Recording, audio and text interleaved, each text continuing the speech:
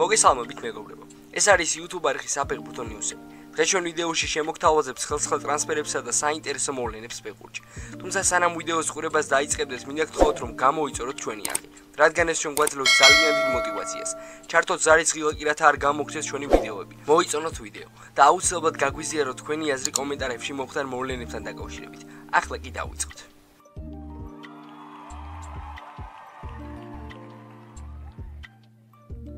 საქართველოს ნაკრების შემტევმა ზურიკო დავითაშვილმა გამოცემა ტურბინეს ვრცელი ინტერვიუ მისცა, რომელშიც ისაუბრა როგორც სენტ-ეტიენის მიზნებზე, ისე ბოლოდროინდელ სანაკრებო შედეგებზე. მიმდინარე სეზონში გუნდში უფრო მაღალი კონკურენცია და ეს ძალიან კარგია. ვინაიდან ასე დროს ყველა შესაძლებლობის მაქსიმუმის ჩვენებას ცდილობს, ვგნობთ რომ ჩვენი თამაში უმჯობესდება. ზაფხულში კლუბმა სატრანსფერო ბაზარზე ნაყოფიერად იმუშავა და ახლა სენტ-ეტიენი უფრო სოლიდური გუნდია. ჩვენი მიზანია კვლავ ლიდერის პოზიციაზე დავბრუნდეთ. პირადად მე ვცდილობ უფრო სტაბილურად ვითამაშო და მომენტები უფრო ეფექტურად გამოვიყენო. მინდა მეტი გოლი გავიტანო, მეტი ასისტი გავაკეთო და დავეხმარო გუნდს ლიგა 1-ში დაბრუნებაში.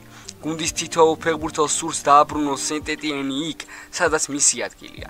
რაც შეეხება საქართველოს ნაკრებს, მსოფლიო ჩემპიონატის საკვალიფიკაციო ეტაპზე უკეთესად თამაში გვმართებდა. იმედია ეს ჩვენთვის გაკვეთილი იქნება და მომდევნო მსოფლიო ჩემპიონატზე შევძლებთ თამაშს.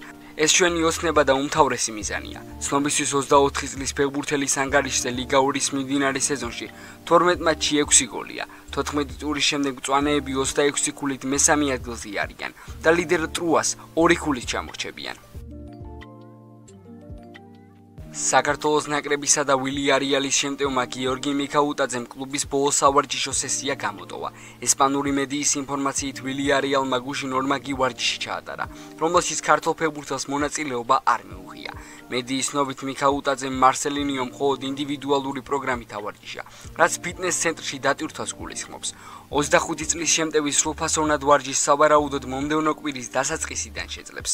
გახსენებთ, რომ მუხზე შექმნილი დისკომფორტის გამო გიორგი მიქაუტაძემ ლა ლიგის ბოლო მატჩი გამოტოვა, რომელშიც ვილიარეალმა სტუმრად ესპანიელს 2-0 მოუგო. ოფიციალური ინფორმაციით ქართულ ფეხბურთელს მუხლის მყესის დაჭიმულობა აქვს. დიდი ალბათობით მიქაუტაძე მოედანს სანაკრებო პაუზის შემდეგ 22 ნოემბერს მალიორკას წინააღმდეგ დაუბრუნდება. სამწუხაროდ ტრავმის გამო ჟორჯი საქართველოს ნაკრებსაც ვერ დაეხმარება. ვილისანიოლის გუნდი უახლოეს ერთ კვირაში მსოფლიო ჩემპიონატის ესარჩევი ეტაპის 2 დასკვნით შეხვედრას გამართავს. 15 ნოემბერს დინამო არენაზე ესპანეთთან და 18 ნოემბერს სტუმრად ბულგარეთთან. საქართველოს ფეხბურთელთა ნაკრები ნოემბერში მსოფლიო ჩემპიონატის ესარჩევი ეტაპის 2 დასკვნით მატჩს გამართავს. ვილისანიოლის გუნდი ესპანეთსა და ბულგარეთის ეროვნულ ნაკრებებს დაუპირისპირდება. გასულ კვირას ჩვენი გუნდის მთავარმა მწვრთნელმა 25 კაციანი შემადგენლობა დაასახელა. დღეს კი მიხეილ მესხის სახელობის საპრესკონფერენციო დარბაზში ალექსანდრე იაშვილთან ერთად პრესკონფერენცია გამართა და ჟურნალისტების კითხვებს უპასუხა. ევროპის ჩემპიონატზე მაღალი დონის თამაში გვაჩვენეთ. ეს შეგვიძლია ცხოვრებისეული მაგალითი იყოს, როდესაც მეგობრებთან წვეულების დროს შეგვიძლია მოვიყვანოთ. ახლა ტაქტიკის დასტაბილურების ეტაპზე ვართ. გამოგვაკვდნენ ხოჭოლავა, კვირკველია და გველესიანი, მაგრამ წამოვიდნენ გოგლიჩიძე, ლოჩოშვილი და სხვები.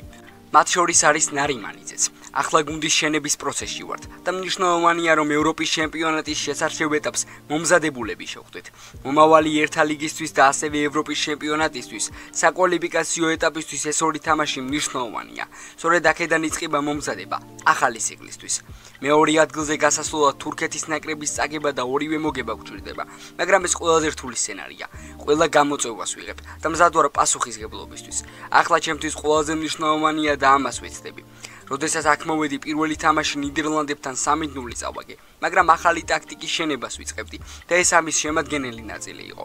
ლუის ენრიკე მსოფლიო დონის სპეციალისტია, მაგრამ როდესაც პარი სენ-ჟერმენში მივიდა, პირველი წელი მისთვისაც რთული იყო. შემდეგ კი ჩემპიონთა ლიგა მოიგო. არ აქვს მნიშვნელობა ტაქტიკა როგორი იქნება. კონცენტრაციის, აგრესიისა და დისციპლინის პრობლემას ვხედავ. სხვა შემთხვევაში არც ერთ გუნდს არ დასჭირდებოდა მწვრთნელი. თურქეთთან გასვლით და სახლის თამაშებში დიდი პრობლემა იყო. როდესაც მაღალი დონის მოთამაშეებს კარგავ, შედეგი შეიძლება უარყოფითი იყოს. მთავარი არის სათამაშო დისციპლინა და დამოკიდებულება და არა ტაქტიკური წყობა. 4-3-3 ან 3-4-3. სტანდარტული მდგომარეობის დამუშავებაზე პასუხისგებელი მე ვარ. გუნდი მუშაობს, მაგრამ საბოლოო გადაწყვეტილებას მე ვიღებ. Რა თქმა უნდა, სტანდარტული მდგომარეობისთვის მწვრთნელი გვჭირდება, მაგრამ თუ შევედრებით პრემიერ ლიგის გუნდებს, მათ 600 მილიონიანი ბიუჯეტი აქვთ, მაგრამ ჩვენ ფედერაცია ვართ. ირაკლი აზაროვი ის ერთისთვის განმავლობაში მხოლოდ ერთხელ თამაშობს. რა თქმა უნდა, გამიხარდება, რომ ბევრს ითამაშებს. ასე ნაკრებში უპრობლემოდ მოხდება, მაგრამ რეალობა ისაა, რომ თითქმის საერთოდ არ თამაშობს. კონფერენს ლიგაზე თამაში მას შემდეგ ჩაატარა, რაც ჩვენი სია გამოქვეყნდა, რაც შეეხება ლაშადვალს. მისი თამაში ესპანეთთან მაღალ დონეზე არ იყო ჩატარებული და ჩემი ნათქვამი ვერ გაიგო. ეს არის მესიჯი მის მიმართ, რომ უფრო აქტიურად უნდა იშრომოს და ნაკრებში დაბრუნდება. ის ერთ-ერთი მათგანია, რომელმაც ევროპის ჩემპიონატის შემდეგ ჩვეული თამაში ვეღარ აჩვენა. თავარი მწვრთნელი გაბრიელ სიგუას მწვრთნელს ელაპარაკა. ვიცით, რომ ბევრი პრობლემა ჰქონდა ტრავმასთან დაკავშირებით. მათ შორის ბოლო შეხვედრაშიც ვერ მიიღო მონაწილეობა, მაგრამ მწვრთნელთან კომუნიკაციის შემდეგ გავარკვიეთ, რომ ის ნაკრებში ჩამოსასვლად მზად იქნება. ერთად ბევრ წარმატებას მივახციეთ და ფეხბურთის შემადგენელი ნაწილია რთული თამაშების. თავარია სწორი ანალიზი. ფედერაციის გვჭირა, რომ ული ნაკრებისთვის ყველაზე სწორი მწვრთნელია. ამ რთულ პერიოდს გადავლახავთ და მჯერა, რომ დიდ წარმატებას მივახცევთ. ვილი სანიოლი დღეს საქართველოს ნაკრების მწვრთნელია და მომავალშიც იქნება.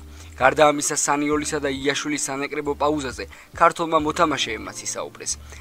იმ კუთხით, რომ ჯგუფიდან გასასვლელად ფაქტიურად სასწაული გვჭირდება, მაგრამ ჩვენთვის ყველა ფეხბურთელისთვის, ზოგადად ნაკრებში მომუშავე ყველა წევრისთვის არის ძალიან მნიშვნელოვანი თამაში. მინდა რომ პირველ რიგში საკუთარ თავს და ერთმანეთს დავუმტკიცოთ, რომ ისევ ის გუნდური სულისკვეთება, ის გუნდური ჟინი ისევ გვაქვს ჩვენ ერთმანეთში და ისევ ამ ნაკრებში ძალიან დიდი რაოდენობით არის ეს ყველაფერი და ეს ნაკრები გააგრძელებს გაზრდას და ის თუნდაც ჩავარდნა რაც გვაქვს და იყო დროებითი და ამას იმედი გვაქვს რომ აუცილებლად გამოვასწორებთ. მიზადებით მოახლოებული თამაშებისთვის ძალიან რთული თამაშები გავლდება წინ, მით უმეტეს, როდესაც ესეთი რთული პერიოდი გქონდა წინა შეკრებაზე, ვფიქრობ, რაღაც რეაბილიტაცია გჭირდება, რომ კარგი პერფორმანსი გქონდეს, რა თქმა უნდა და ბიჭები ყველანი მაქსიმალურად კონცენტრირებული არიან, რომ კარგი შედეგი დავდოთ ამ მოახლოებულ თამაშებზე. საქართველოს ნაკრებში არ არსებობს უმნიშვნელო თამაში, რაც არ უნდა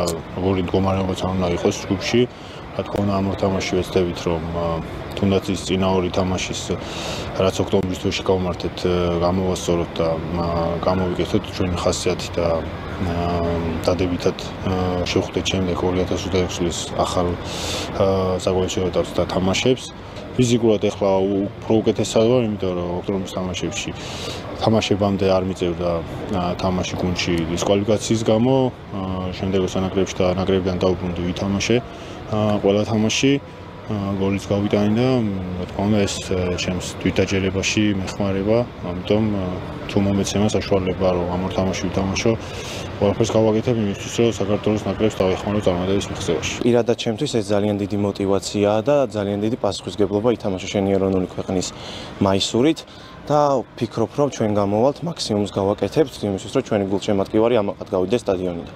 ასევე ქართველების გარდა მოახლოებულ მატჩზე ესპანეთის თავკაცმაც ისაუბრა.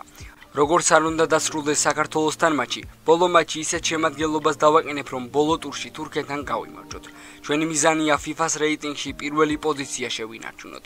ვიცი რომ მარტივი გასეირნება არ გამოგვივა, ამიტომ თავს არ დავწოგავთ და საკუთარ ფეხბურთს ვაჩვენებთ.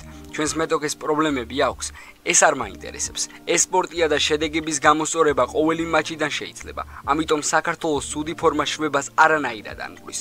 დღეს მეც საუბარს არ ვაპირებ. მოკლედ რომ თქვათ ვეცდებით ორივე შეხვედრაში გავიმარჯვოთ და ჯგუფი კარგი განწყობით დავასრულოთ. შეგახსენებთ ესპანეთის ნაკრებს პედრე, იამალი და ნიკო ვილიამსი ტრავმის გამო ვერ დაეხმარებიან. საქართველოს ესპანეთის საფეხბურთო მატჩი 15 ნოემბერს 9 საათზე დაიწყება.